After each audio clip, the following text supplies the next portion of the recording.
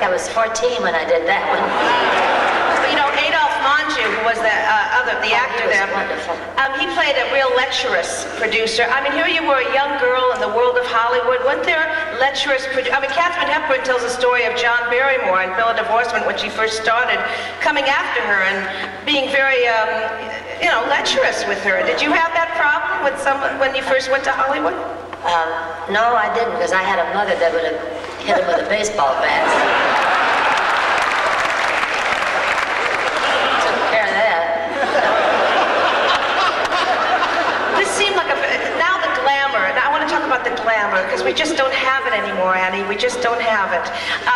Who were the glamour people you saw at this time? Were you aware that this was so magical? Well, I was, later on, you know, I wound up at MGM, which was like the Ziegfeld of all the musical world, you know, other than maybe Fox Studios. And what the heck was your question? Oh, well, but at this time, though, these were some pretty... Eve Arden was in this, Andrea Leeds, amazing people. Glamour. Today, glamour doesn't sell. They like it hot. They like it with the hair hanging in, one boob hanging out.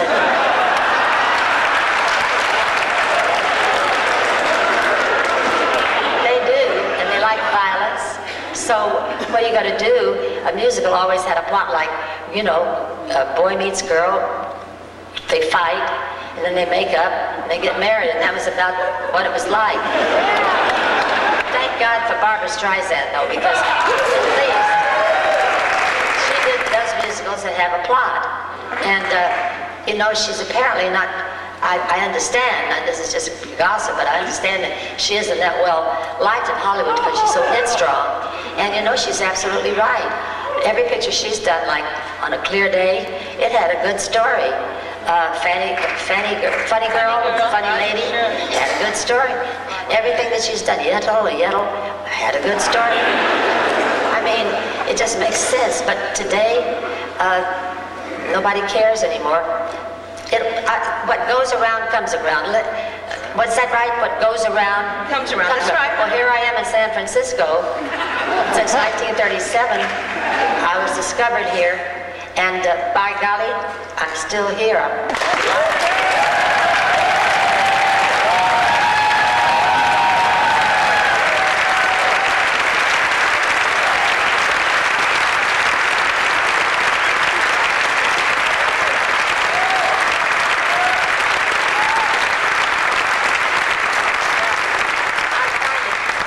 I really kind of consider San Francisco my hometown because there's more of the real me here. Back in Houston, Texas, I was so young. I was only like 10 years old or 9 years old when I left. But I come up here quite a lot. But I never come up with any fanfare or anything. I just come up and get up to Sausalito and get some good old wine up there and everything. Can't beat it. That's right. We were watching some of these clips as you were, and you worked so hard. I mean, you made it look beautiful, but did you ever get hurt during any of these numbers? Well, yes, I did. 2 Tickets to Broadway was made at I think it was at the RKO Studios. We made it there, but I was at the top of a big pyramid. It was a jungle number. And I want to tell you, some nail was sticking up, and I was at the top of that pyramid. It had something like 31 steps, and I hit that nail, and I still have a back injury from it, a lower back injury, you know. But it's been with me all these years, and I just live with it. And if I get hurt too bad, I go to a chiropractor, and they help, you know. But once you have a bad back like that, it's kind of hard to lose it, you know. But I you had to keep dancing. You have to keep dancing. That's right. The Reveille with Beverly number, the one you did with the V, and it was and the fire. There was a fire on the stage. You know, that's one of my favorite numbers of all the things I've done. And I was like 17 or something when I did it. But that, I think, for a low-budget picture, That was a cute number. Yeah, it was wonderful. And then the Busby Berkeley, I know we're jumping ahead here, but the Busby Berkeley number where you had the surreal, you know, from Small Town Gal. Small Town Girl. Oh, Small Town Girl with the men whose hands were stuck. It wasn't done with computer graphics. I mean, they actually were underneath and they were playing the instruments. And do you know that we didn't have air conditioning in those days? All they had were big, huge fans up high that these studio men handled. And it was so hot, and I had developed a blister on the back of my heel that started running blood. And I called up to Busby Berkeley, you know, he was the greatest, and he was doing this. I said, Mr. Berkeley, can we stop? I've got to put a Band-Aid on this blister. He said, hell no, lady, we can't stop. We got a whole company here. And he said, it'll be fine, it'll be fine.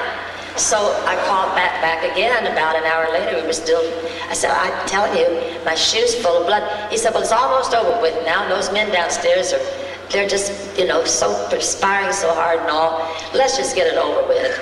And we did. And you know, I came home. I could never use those shoes again. They were just filled with blood. But he was sadistic. But he was a genius.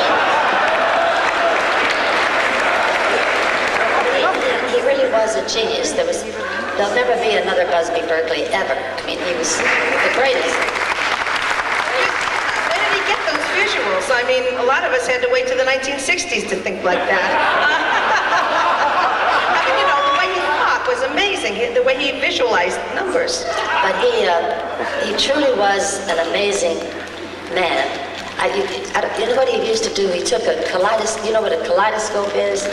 He used to hold it to his eye, and he would see all those different formations. And then he would do it with the girls. And those girls were just worn out at the end of the day.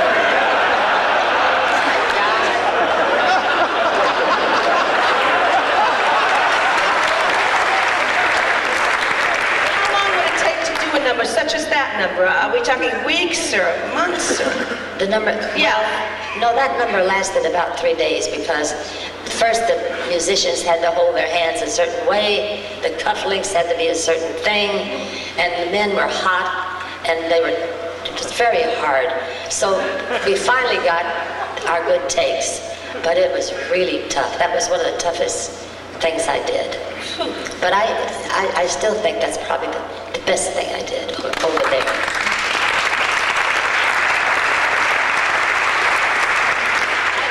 Just take us a minute to MGM because how incredible it must have been to be at that studio, to walk in and have Clark Gable there and Judy Garland. Well, you go to the commissary, and standing in front of me would be Clark Gable, and then standing behind me would be, I don't know, somebody like Ava Gardner, because at the time I was there, we had Ava Gardner, Lana Turner, Lena Horne, Robert Taylor, Clark Gable. I mean, they were all there, and they're all chowing down with me. Without makeup, I mean, were they still stunning, amazing? They would be in makeup, most of them, yes, unless they were there just for rehearsal. But I tell you something that backfired on me. I got a hiatal hernia in later years, and I often wondered why, and it finally dawned on me. They took some of the body makeup off of me. They gave me a robe. They took all the costume away. And I had to walk to the commissary. And by the time I stood in line and finally got a plate of food, it was time for me to go back. We only had an hour off for lunch. And I ate so hard and so fast, because dancers, they're like horses. I mean, we eat. We eat. And I know that's what caused that hiatal hernia. I'm sorry for that, but could we go back to Gable for a second?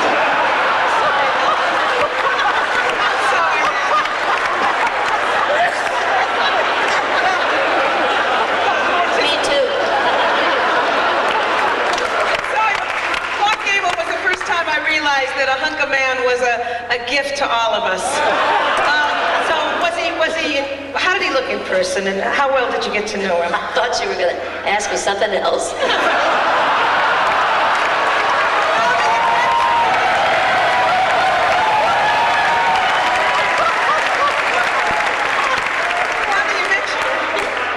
told he was the king, so I'm...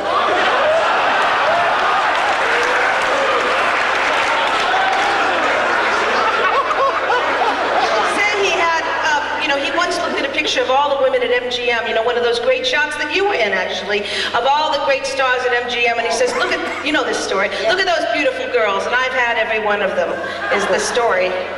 Well, he's just crazier than hell.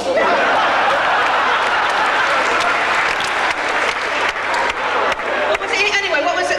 Okay, so there was Gable, and he was very polite and kind to you, was he? He was nice to all the ladies. I mean, he's a very nice man. Very nice man. I particularly liked him because whenever we got to the commissary, he always drew my chair back for me. And we all sat at the same table. There were never any reservations, ever at that time. It was a rare time. Looking back at the golden age, that's what they called it. I'm so glad I was part of it. I was at the tail end of it, but I was part of it. Because today, things are so different. I mean, now and then there's a great movie. I hear that Road to Perdition. Perdition is great. And I'll go see something like that. I'll actually go in there and do it. But it's very violent to have I guess you can count on one hand 5 good pictures at the end of the year. Am I not right about that? And you got to meet Judy and know Judy Garland very well. Oh, yes, I did know Judy Garland. There's never going to be another one like her. She was brilliant. She was a star from head to toe. And what talent she had. And how unhappy she was. And I knew that she was going to have an early death. I knew that. I felt that. Her daughter